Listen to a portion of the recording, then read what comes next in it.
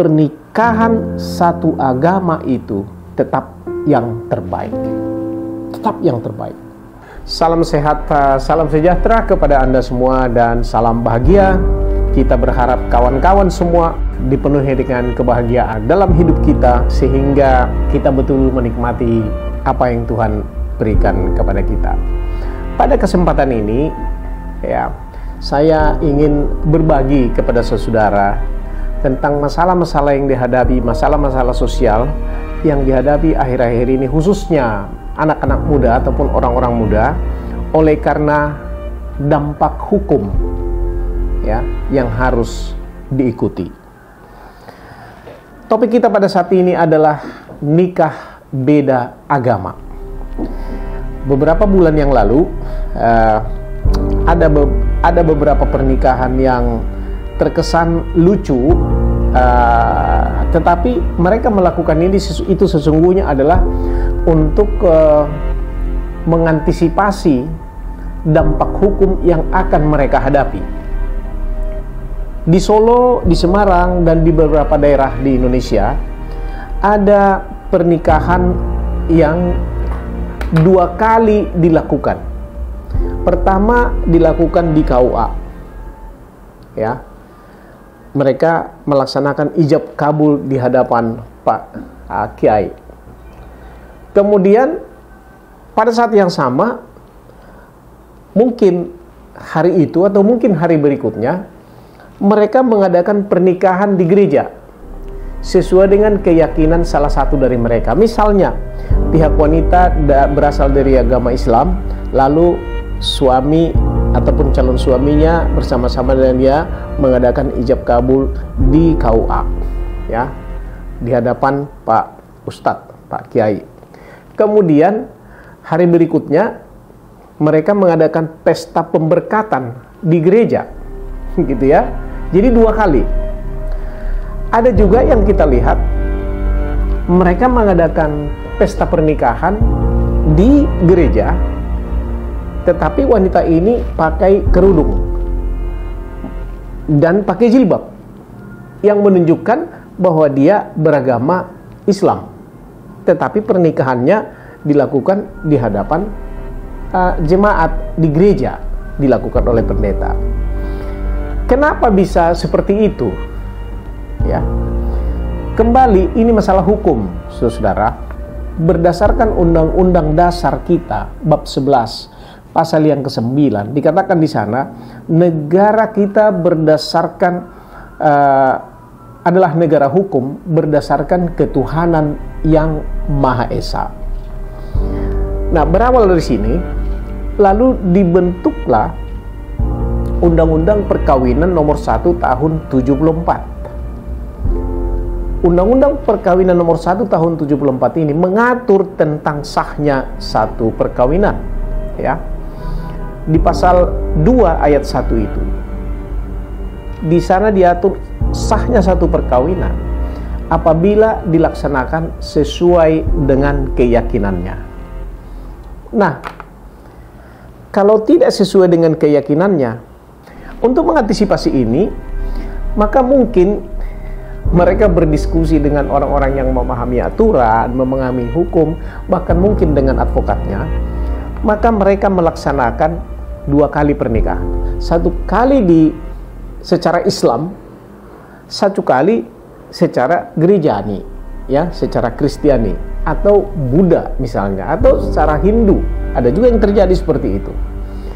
Nah, dengan adanya demikian, maka selanjutnya mereka mencatatkan pernikahannya itu, ya, di catatan sipil.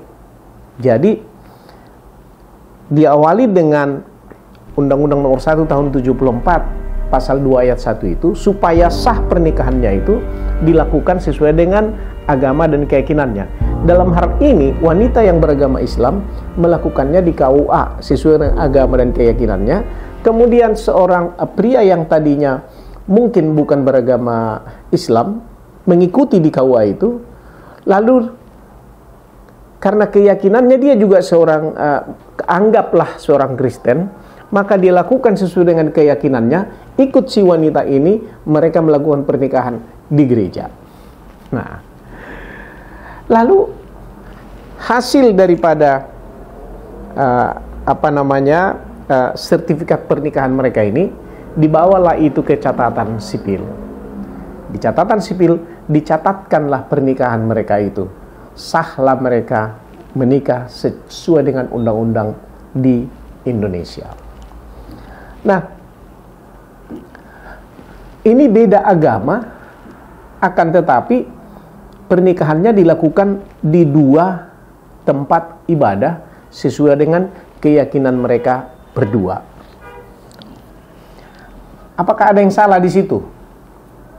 Ya, secara hukum tidak ada yang salah, karena ini terobosan yang mereka lakukan supaya mereka sah, pernikahan mereka menjadi sah. Ini terobosan hukum yang mereka lakukan. Apakah ada pertentangan ataupun penolakan dari pihak catatan sipil? Sudah pasti tidak ada. Sebab ketika mereka mendaftarkan pernikahannya di catatan sipil, ingat, catatan sipil itu adalah tempat pendaftaran pernikahan, ya, untuk orang-orang yang bukan beragama Islam. Nah, apakah pihak istrinya mengadakan perlawanan karena mereka dicatatkan di catatan sipil? Tentu tidak. Karena sebenarnya sebelum mereka diberkati di gereja dan mereka menikah secara Islam, itu sudah selesai mereka bahas. Jadi sudah tidak pasti sudah tidak ada pertentangan. Nah, kalau seandainya belum selesai mereka bahas, tentu mereka tidak melakukan itu. Ya. Nah, itu satu poin. Tahun-tahun 80-an bukan begitu terobosan mereka. Terobosan mereka adalah orang-orang yang punya uang, mereka pergi menikah di luar negeri. Ada beberapa artis menikah di Perth, di Australia, lalu pulang mereka ke sini, didaftarkan surat keterangan menikah di sana, catatan sipil di sana, didaftarkan di sini, maka pihak catatan sipil mengakui bahwa mereka itu sudah menikah secara sah. Ya. Tetapi ada orang yang tidak punya uang untuk pergi menikah di luar negeri. Apa yang harus mereka lakukan? Tentu beda agama ini tidak boleh menjadi penghambat terhadap pernikahan mereka. Kenapa? Karena itu akan terkesan nanti mengabaikan sisi kemanusiaannya. Karena cinta tidak mengenal agama. Cinta itu beyond, di luar, di atas daripada agama itu. Ya. Nah, di dalam kompilasi hukum Islam, ya, pasal 4, di sana ada diatur syarat-syarat pernikahan bagi orang Islam. Kemudian di pasal 14 di bab 5, ya, tentang larangan perkawinan. Di pasal 40C dan pasal 44, di sana dikatakan bahwa seorang muslim dilarang menikah dengan yang bukan beragama Islam. Nah, di sini timbul masalah. Seorang pria ataupun wanita, ya, dilarang menikah dengan orang yang bukan beragama Islam. Ada juga pemahaman yang mengatakan bahwa kalau pria boleh menikah dengan wanita ahlul kitab. Ya. Nah, ini ada pemahaman yang berbeda-beda. Tetapi kita ambil yang mainstreamnya, yang pemahaman yang sesuai dengan kompilasi hukum Islamnya. Nah, lalu kalau begitu, bagaimana mereka menyelesaikan masalah-masalah seperti ini? Nah, di catatan sipil sendiri masih tidak sama pengaturannya, ataupun tidak sama mereka menanggapi atau menyelesaikan masalah-masalah seperti ini. Ada catatan sipil yang menolak, ya, apabila orang datang ke sana beda agama, meminta dicatatkan di catatan sipil bahwa mereka beda agama, tapi mau dicatatkan bahwa mereka menikah secara sah. Ada yang menolak. Undang-undang kita mengatur ya bahwa orang-orang yang beda agama itu kalau mereka mau dicatatkan di catatan sipil tentang pernikahan mereka, maka mereka harus terlebih dahulu mendapatkan putusan pengadilan. Ya, boleh putusan oleh karena sidang, boleh penetapan bahwa mereka dinyatakan menikah secara sah, sehingga mereka boleh diberikan, nanti pengadilan akan memberikan perintah kepada catatan sipil untuk mencatatkan pernikahan mereka. Akan tetapi di pengadilan itu tidak gampang, sulit sekali yang seperti ini. Ya, itu sebabnya terobosan yang dilakukan tadi sepertinya menjadi obat yang manjur, cara yang ampuh untuk melakukan pernikahan beda agama ini. Mereka tetap pada agama masing-masing, mereka lakukan di dua tempat yang berbeda, lalu mereka mendaftarkan pernikahannya di catatan sipil. Ingat, di catatan sipil adalah tempat mendaftarkan pernikahan orang-orang yang tentu yang berbeda agama ataupun yang bukan beragama Islam, tapi orang-orang yang mungkin beragama Kristen, Buddha dan sebagainya, ataupun yang berbeda agama sekalipun. Ya, itu yang mereka lakukan. Nah, sebetulnya secara hukum ini bisa diantisipasi dengan cara-cara seperti itu tadi. Akan tapi saya lebih berpikir kepada dampak, ya. Dampak. Ingat, hukum itu tidak selalu bisa menyelesaikan semua permasalahan. Dampaknya itu tetap ada. Ya. Tadi menikah di luar negeri atau menikah di dua tempat itu oke lah, boleh-boleh saja. Akan tetapi dampak dari pernikahan ini yang menjadi persoalan yang utama kalau dari sudut pandang saya. Dampak apa? Tadi dari secara hukum ya terselesaikan, betul. Tetapi dari sudut pandang sosial kemasyarakatan, di sini ada masalah. Ya, masalahnya di mana? Orang kalau berbeda agama, hidup satu keluarga, ya, pasti ada masalah. Ataupun paling tidak lebih banyak masalah yang mereka hadapi daripada orang yang satu keyakinan. Ada satu keluarga artis di Indonesia yang, kenapa saya sebut artis, karena mereka itu memang penggiat seni, tetapi mereka berbeda agama, menikah berbeda agama, dan mereka menikah di luar negeri, dan mereka itu berhasil sampai saat ini paling tidak memelihara rumah tangganya dengan baik.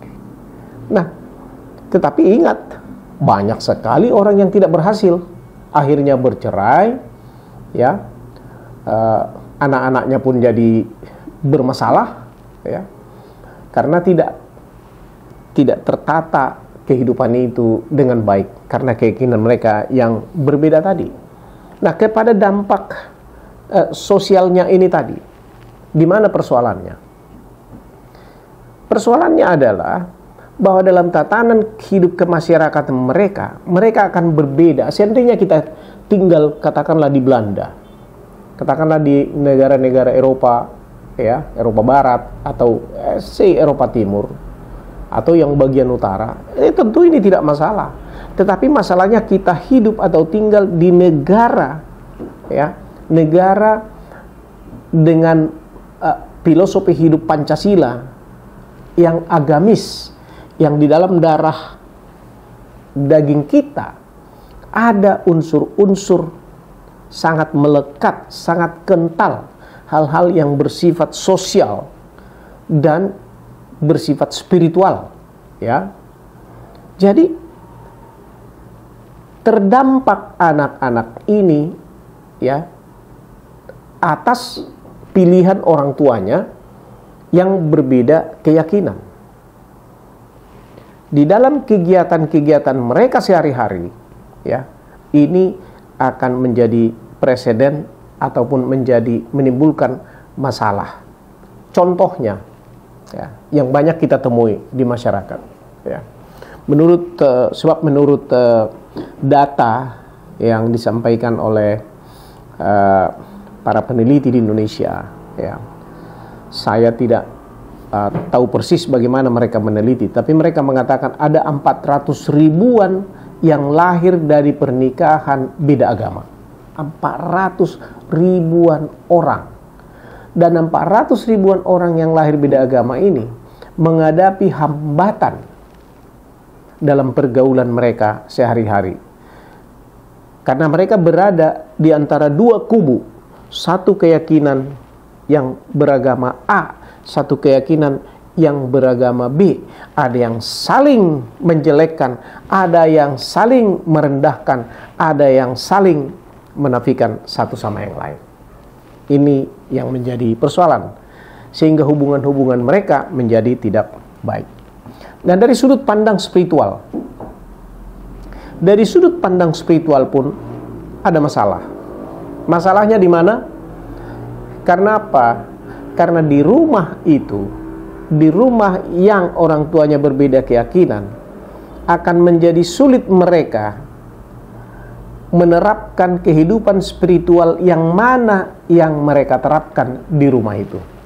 Yang satu sembahyang, yang satu pergi ke gereja, betul saling menghormati, ya, tetapi anak-anak ini akan menjadi bingung, dan mereka bingung menentukan arah kemana dia harus berkiblat.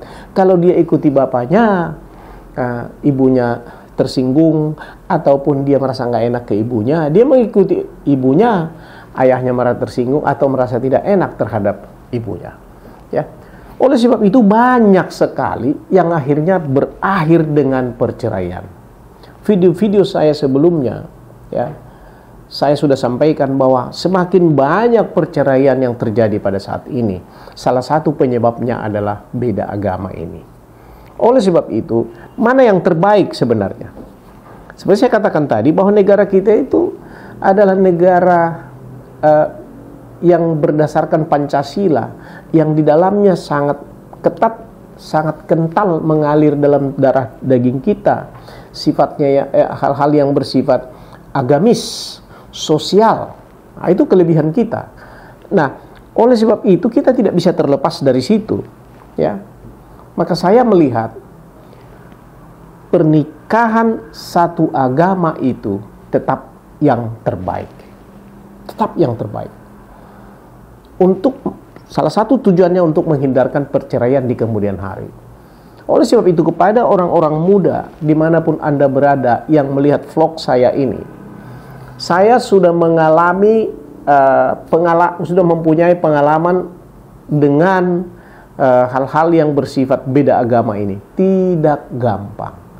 Kita mengeluarkan energi yang begitu besar, pengorbanan yang begitu besar, untuk hanya sekedar membuat suatu persepsi yang sama terhadap suatu tindakan. Ya, di sini kita sudah kehilangan banyak energi, kehilangan banyak tenaga, bahkan kehilangan banyak biaya. Ya, daripada satu keyakinan. Ketika menjadi satu keyakinan, maka hal-hal yang tadi saya katakan itu tidak ada. Sehingga energi Anda terfokus untuk maju, terfokus untuk mengembangkan diri Anda. Ya. Oleh sebab itu, hindarilah nikah beda agama. Pilih salah satu agama yang mana yang Anda akan ikuti sebelum Anda memutuskan untuk menikah. Saya tidak bermaksud mengatakan tidak dalam posisi mengatakan agama ini tidak benar, agama ini tidak benar. No, tidak sama sekali. Tetapi sebelum Anda menikah, hendaknya, kalau Anda sekarang ini beda agama, hendaknya Anda memutuskan terlebih dahulu mau pilih agama mana yang Anda akan ikuti, supaya tidak timbul korban di belakangan hari terhadap anak-anak, secara sosial, secara spiritual, bahkan terhadap keutuhan rumah Anda sendiri. Jadilah berbahagia atas rumah tangga Anda. Love.